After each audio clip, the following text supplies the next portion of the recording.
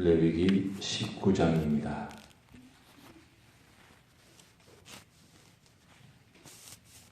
레위기 19장 우리 한 절씩 교독하도록 하겠습니다.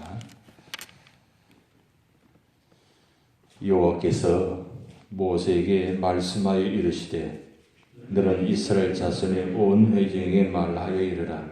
너희는 거룩하라. 이는 나 여호와 너희 하나님이 거룩함이니라. 너희 각 사람은 부모를 경외하고 나의 안식일을 지키라. 나는 너희의 하나님 여호와이니라.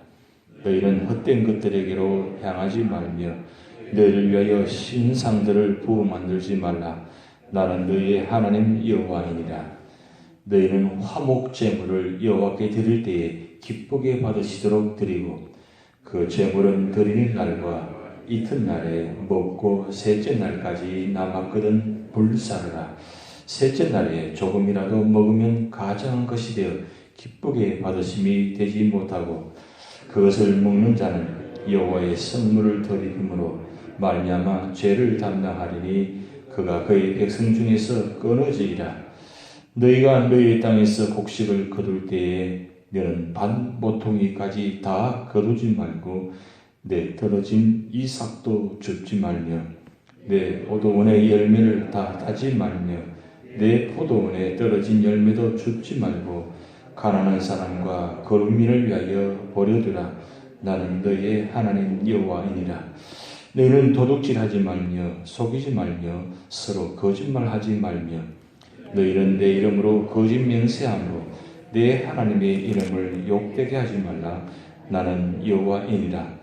너는 내 이웃을 억압하지 말며 착취하지 말며 품꾼의 삭을 아침까지 밤새도록 내게 두지 말며 너는 기먹은 자를 저주하지 말며 맹인 앞에 장애물을 놓지 말고 내 하나님을 경외하라.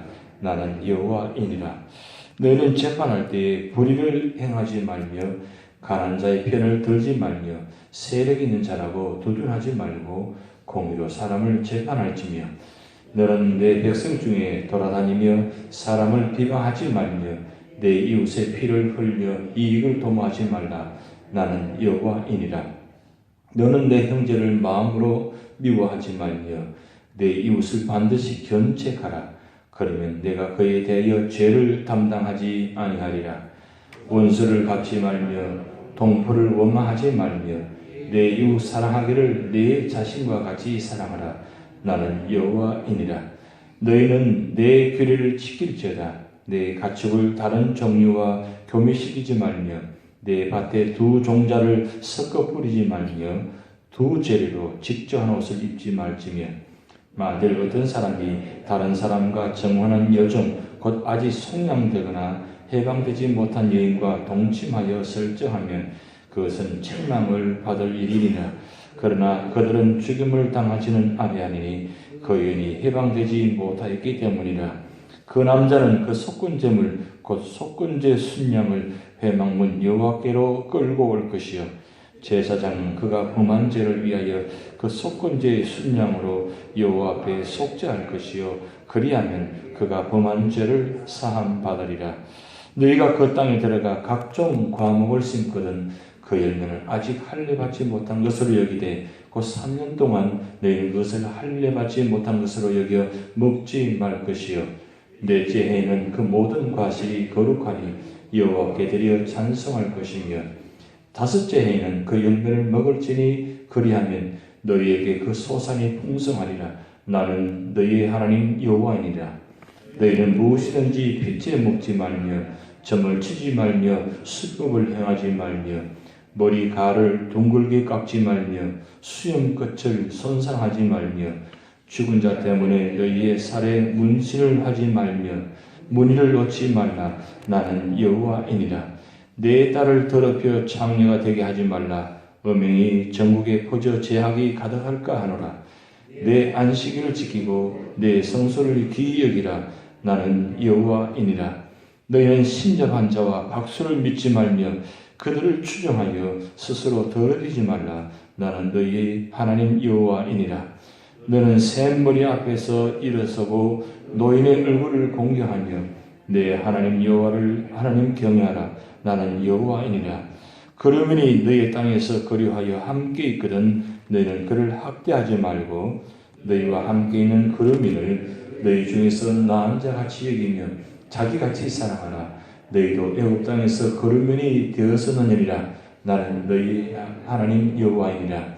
너희는 재판할 때나 길이나 목이나 양을 잴 때에 불의를 행하지 말고 공평한 저울과 공평한 추와 공평한 에바와 공평한 흰을 사용하라. 나는 너희를 인도하여 애굽 땅에서 나오게 한 너희의 하나님 여호와니라. 합독하시겠습니다. 너희는 내 모든 규례와 내 모든 법들을 지켜 행하라. 나는 여호와이니라. 아멘. 책 제목이 아주 재미있는 제목이 하나 있습니다. 제이콥스라는 분이 지은 책인데 책 제목이 이렇습니다. 미친 척하고 성경 말씀대로 살아보기. 상하권이 있습니다. 미친 척하고 성경 말씀대로 살아보기. 이분이 381일 동안 한 13개월 정도죠. 미친 척하고 한번 성경 말씀대로 한번 살아보려고 실천해가지고 얻은 결론을 가지고 지은 책입니다. 그럼 한번 시간 되시면 한번 보시기 바랍니다. 이분은 유대인인데 신을 믿지 않는다고 합니다. 그런데 어느 날 갑자기 내가 이 하나님을 섬기지 않고 살아가는데 아들에게 뭔가 남겨줘야 되는데 이렇게 살다가는 안 되겠다 생각하고 하여튼 미친 척하고 한번 성경책을 한번 말씀대로 살아보려고 그래서 전문적인 학자를 동원해가지고 성경 전체를 정리해가지고 딱 해보니까 700여 가지가 나오더라고 합니다. 700가지를 381일 동안 한번 미친 척하고 살아보았더니 어떻게 됐을 것 같아요? 결론은 여러분께 맡기겠습니다.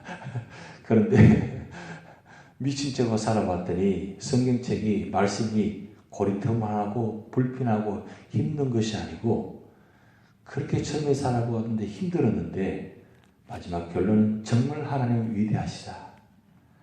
이 말씀대로 살아보니까 왜 내가 그렇게 살아보지 못했는가? 그것을 결론을 내린다는 거예요. 그거 참 중요한 거죠. 그렇게 한번 시도해보는 것도 참 중요합니다.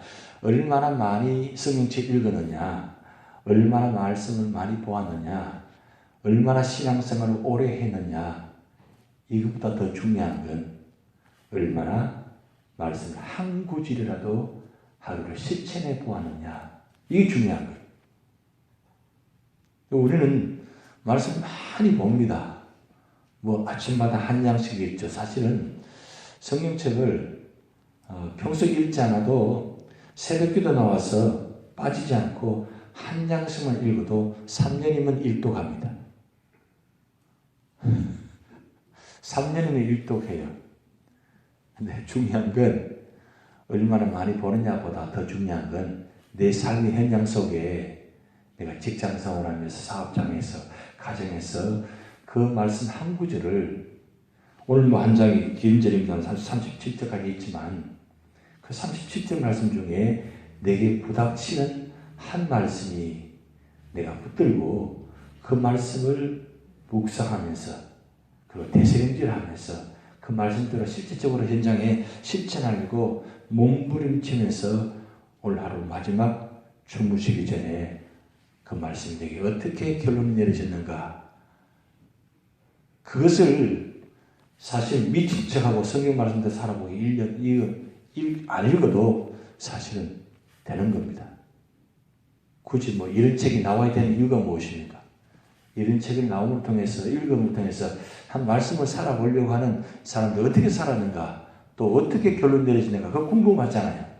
그런데 중요한 건, 그보다 더 중요한 건 내가 실제적으로 삶 속에서 어떻게 내가 신앙생활을 하면서 말씀을 통해서 은혜 받고 내게 주신 교훈이 무엇인가를 실질적으로 부닥치면서 얻은 결론이 한 구절 있어야 된다는 거죠.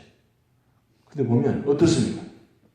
매일매일 살아가면서 말씀도 있고 직장 생활도 하고 사업장도 있고 다 합니다. 근데 실제적으로 내가 말씀대로 살아서 얻은 결론은 무엇이냐, 이게 중요합니다. 제가 뭐 자주 말씀드립니다만은 이 성경 말씀은 문자적인 말씀을 로고스 말씀이라고 합니다. 근데 이 로고스 말씀이 내 삶 속에서 부딪혀서 나온 결론이 레마의 말씀이 되어야 돼요. 이 레마의 말씀이 되지 않으면 언제나 그냥 문자의 말씀밖에 되지 않습니다. 이 성경책이 1189장으로 되는데 아무리 놀라운 말씀이고 축복의 말씀이라도 이 말씀이 실제적으로 내 삶 속에 역사하지 않으면 이건 하나의 문자적인 말씀밖에 되지 않습니다. 그런데 이 성경을 주신 이유가 무엇입니까? 주신 이유는 그냥 보지만 말고 실제적으로 행하라. 그래서 제가 구약 신약 파노라마 때 말씀드렸지만 구약을 전체를 말하면 한마디로 정리하면 행하라. 그리하면 살리라. 그리고 신약은 믿으라. 그러면 살리라. 그래서 구약과 신약이 같이 동시에 있는 이유가 바로 그겁니다.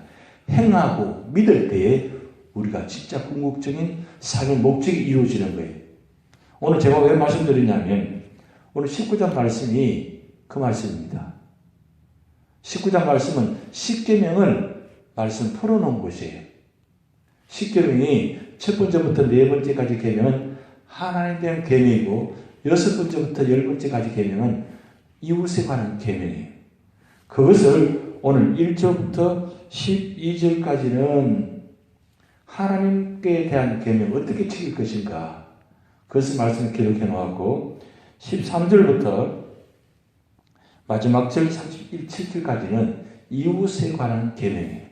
그런데 오늘 여기서 참 중요한 말씀이 나와 있는데 2절 말씀 같이 읽어보시겠습니다. 2절 말씀 너는 이스라엘 자손의 온 회중에 말하여 이르라 너희는 거룩하라 이는 나 여호와 너희 하나님이 거룩함이니라.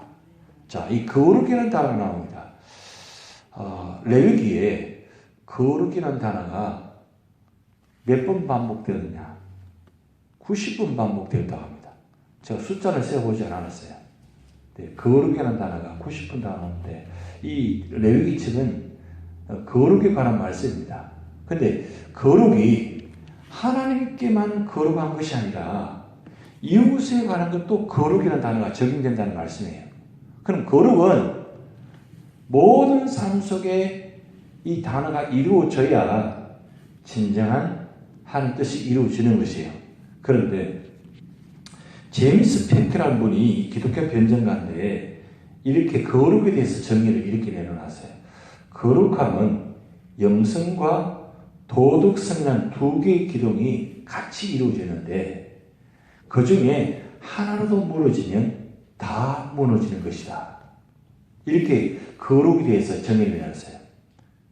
영성과 도덕성, 그러니까 하나님과에 관한, 그 다음 이웃에 관한 이것이 동시에 이루어지는데 거룩이라는 것은 하나님께 대해서도 거룩, 영성과 도덕성이 있어야 되고 이웃에 관해도 거룩성과 영성과 도덕성이 같이 이루어져야 돼요. 근데 일반적으로 우리가 생각할 때는 하나님께 대해서는 영성을 주로 강조하고 이웃에 관해서는 도덕성을 강조해요. 그런데 그렇지 않다는 거예요. 하나님께 대해서도 영성과 도덕성이 같이 이루어져야 돼요. 그리고 이웃에 관해서도 영성과 도덕성이 같이 이루어져야 그것이 온전한 십계명의 정신이 이루어진다는 거예요. 그렇다면 하나님께서 오늘 여기 말씀하셨습니다. 내가 거룩하니 너희도 거룩하라. 그런데 우리 삶 속에 살아가면서 이 거룩의 단어가 어떻게 나타나느냐가 그게 중요한 겁니다. 그렇다면 먼저 첫째로는 우리가 거룩해지려면 먼저 하나님을 만나야 돼요. 하나님 안에 머물러야 돼요. 하나님 함께 있어야 돼요. 그래야 내 눈에서, 내 귀에서, 내 입술에서 이 영성과 거룩성, 도덕성이 이루어져야 진정한 하나님 관계가 맺어지는 겁니다. 이 하나님 관계가 온전히 맺어질 때에 그 다음 단계가 자연적으로, 자동적으로 이웃과의 관계가 이루어지는 거예요. 근데 이걸 또 반대로 하시는 분들이 계세요. 하나님 관계는 뭐 적당히 하고 이웃과 관계는 굉장히 철저하게 하는 분이 계세요. 그런데 반대로 하나님 관계는 참 철저하게 말씀 보고 기도하고 이렇게 지키려고 하는데 이웃과의 관계 속에서 보면 이분이 예수 믿는 건지 과연 저분이 정말 기도를 많이 하는 분인지 전혀 구분이 안 가는 부분들이 있어요. 그럼 어떻게 되는 거예요? 이 균형이 맞지 않는 거예요. 균형이 같이 이루어져야 되는데 그 뭔가 잘못되는 거죠. 무슨 관계가 잘못된 거예요? 하나님과의 관계가 잘못됐다는 거예요. 하나님과의 관계가 바로 되어야만 이웃과의 관계가 바로 되는 겁니다. 왜 그렇습니까? 하나님과의 관계는 죄의 문제가 있습니다. 그러면 하나님 은혜의 관계가 있습니다. 이게 죄의 문제와 은혜의 관계가 완전히 문제가 해결되지 않으면 이웃과의 관계도 이루어질 수가 없습니다. 그래서 여러분 십자가가 있지만 위로는 수직적인 관계는 하나님의 관계입니다. 그리고 수평적인 관계는 이웃과의 관계예요. 이 수직과 수평이 바로 될 때에 여러분 십자가가 이루어집니다. 그런데 여러분 십자가를 자세히 보시면 길이가 똑같지 않아요. 길이가 똑같으면 좋을 것 같죠. 그런데 길이가 똑같지 않습니다. 이 수직 길이가 높이 길이가 길고 수평 길이가 짧아요. 왜 그런지 한번 생각해 보셨습니까? 저 수평적인 길이가 높이와 같이 똑같으면 이 균형이 안 이루어집니다. 위험해요. 그래서 수직적인 이 높이가 길고 수평이 짧아야 저게 온전합니다. 그래서 오래 견딥니다. 버팁니다. 그 뜻은 중심은 하나님 중심이 되어야 그다음 이웃과의 관계가 올바른 관계가 되어진다는 겁니다. 오늘 성경 말씀에 바로 그 말씀이 나타나 있습니다. 제가 구체적으로 일일이 말씀드리지 않아도 우리가 말씀을 읽었습니다. 한 가지 한 가지 다 보면 십계명과 다 연결되어 있습니다. 그런데 여러분 십계명은 법이라 생각하고 지키면 힘듭니다. 왜요? 법은 불편한 것이거든요. 근데 법이 왜 있는 줄 아십니까? 법이 있는 이유는 우리를 고난하기 위해서, 우리 힘들게 하기 위해서 있는 것이 아니라 우리를 보호하기 위해서 있는 것입니다. 이스라엘 백성들에게 이 십계명 말씀을 주신 이유는 이 십계명대로 지키면 불편하죠. 힘들죠. 그런데 왜 이토록 구체적으로 좀 지나칠 정도로 보면 오늘 19장의 말씀이 기록되어 있어요. 하나님께서 뭘 이토록 이렇게 아주 세습하고까지 이렇게 할 이유가 무엇인가?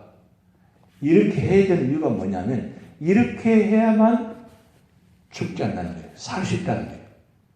이렇게 해야만 하나님과 관계가 바로 되어지고 이웃과의 관계가 바로 되어지는 거예요. 그렇지 않으면 무너진다는 거예요. 무너지면 다 무너져요. 첫째는 하나님 관계가 무너지면 이웃과의 관계가 다 무너지게 되어 있어요. 그래서 하나님은 귀찮을 정도로 지나칠 정도로 아주 세밀하게까지 말씀을 기록해 놓았어요. 왜요? 가나안 땅에 들어가면 반드시 이 말씀을 지키지 않으면 가나안 칠족수와 함께 살아가게 되고 결국 혼합하게 되고 결국 무너질 수밖에 없다는 사실이죠. 여러분 오늘 우리가 이 세상 속에 살아가면서 무슨 힘으로 살아가고 있습니까? 어떤 능력으로 살아가고 있습니까? 하나님 주시는 말씀과 은혜가 아니면 여러분 살아갈 수 없게 되어 있습니다. 세상과 연합해가지고 세상 방법대로 살아가고 있죠. 그런데 그렇게 살아가다 보면 결국 어떻게 됩니까? 결국 무너지게 되어 있어요. 하나님 떠나버리게 되어 있습니다. 하나님과 관계없이 살아가게 되어 있습니다. 여러분 죽음의 관계에 대해서 제가 두 가지 말씀드렸습니다. 죽음이라는 건 우리 육신과 몸이 분리되는 순간을 죽음이라고 합니다. 그리고 두 번째 죽음은 하나님과 관계없이 살아가는 것을 죽음의 상태라고 그래요. 근데 보면 실제적으로 살아있기는 살아있는데 죽어 있는 거예요. 왜 그랬습니까? 하나님과 관계없이 살아가기 때문에. 그것을 죽었다라고 이야기합니다. 오늘 우리가 구원받은 건 죽은 상태에서 구원받고 부활했습니다. 새로운 피조물로 걷어놨습니다. 그리고 하나님의 관계가 영적인 관계로 새롭게 회복되어져서 우리가 살아가고 있습니다. 그렇다면 오늘 우리가 살아가는 힘은 세상에 있는 것이 아니라 말씀에 있습니다. 그리고 말씀을 붙들고 그 몸처럼 살아갈 때 말씀의 역사가 나타나는 겁니다. 요한복음 1장 14절 말씀에 말씀이 육신이 되어 우리 가운데 거하심에 그 영광을 보니 아버지 독생자의 영광이요 은혜와 진리가 충만하더라. 말씀이 우리 가운데 역사가 나타나지 않으면 주님의 영광도 나타날 수 없고 은혜와 진리와 충만한 역사도 나타날 수 없습니다. 왜 살아가면서 신앙생활 30년 40년 하면서도 아직도 마음이 클클하고 답답하고 은혜가 없고 나는 왜 이렇게 살아가야 되지? 왜 나에게는 은혜가 없지? 내게는 왜 이렇게 하나님 축복해 주시지 않는다고 아직도 질문하고 있다면 단 한 가지 이유밖에 없어요. 그것은 말씀을 몸부림치면서 실천하지 않기 때문입니다. 말씀대로 살아보려고 하지 않기 때문입니다. 그러니까 은혜가 없어요. 체험이 없어요. 기독교는 체험의 종교입니다. 그냥 묵상하고 그냥 관상하고 욕하고 그냥 명상하는 것이 기독교는 아니에요. 그는 저 산에 올라가서 하는 거예요.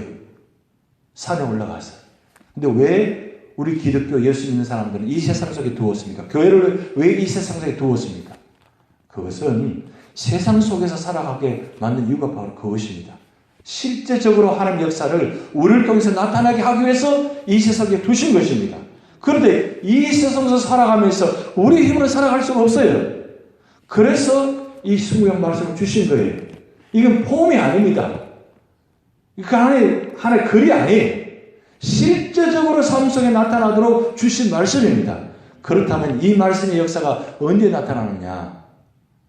이 말씀을 한 말씀에도 붙들고 가슴에 품고 이 말씀대로 생각과 마음을 집중해가지고 말씀대로 살아보려고 몸부림치면 거기에 역사가 나타나는 거예요.